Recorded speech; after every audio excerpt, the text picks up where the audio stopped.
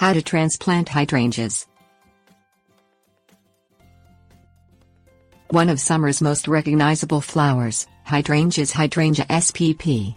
Feature large clusters of tiny flowers. Hydrangeas do best in an area with full sun and some late afternoon shade, and they might require transplanting from their original location to provide the best environment.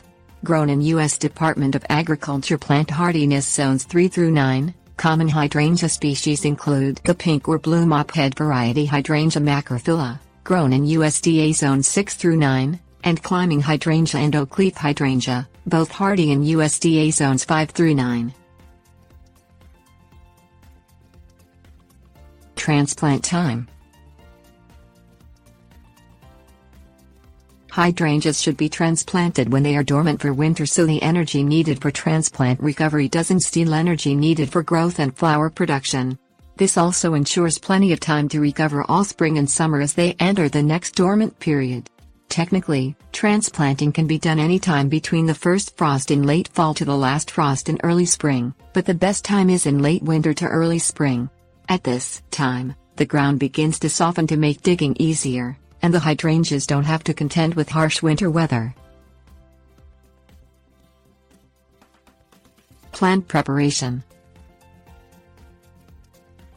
Little preparation is needed if the hydrangea was planted within the last year and isn't completely established in its site.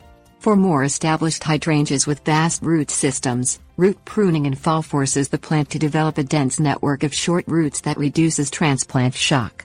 Cut a wide circle at least 24 inches in diameter with a sharp spade to sever roots.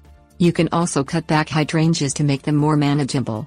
Prune mophead, climbing and oak-leaf hydrangeas immediately after flowering because they develop the next year's flowers in late summer to early fall.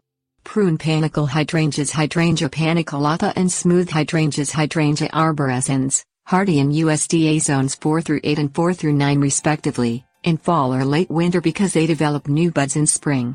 Cut back no more than 1/3 of a hydrangea's total height. Site preparation. Advanced site preparation increases the chance of transplant success. Dig the hole and have it ready before you ever dig up the hydrangea plant.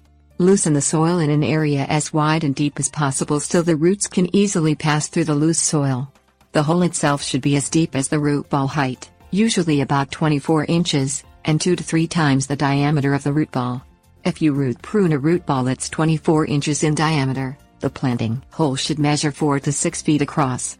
Hydrangeas need soil with adequate drainage to avoid root rot, so work in some organic matter and coarse sand, if needed, to build soil structure. Add sphagnum peat moss to increase acidity or agricultural lime to increase alkalinity if the soil pH falls outside the range of about 5.2 to 7.5. Moving and planting. Spades work well for cutting the soil around the hydrangea plant, while a round point shovel pulled backward provides leverage to break the bottom roots free from the soil. Remove the plant from its hole and set it on a piece of burlap. Wrap the root ball in the burlap to protect the roots. A large bush with large root ball can weigh hundreds of pounds, so recruit helpers to move it to its new site. Use a garden cart or truck to transport the hydrangea. Alternatively, set the plant on a canvas drop cloth and pull it across the lawn to its new site. Set the plant in its hole so the top of the root ball rests evenly with the surrounding soil grade. Backfill the hole with soil up to the root ball level.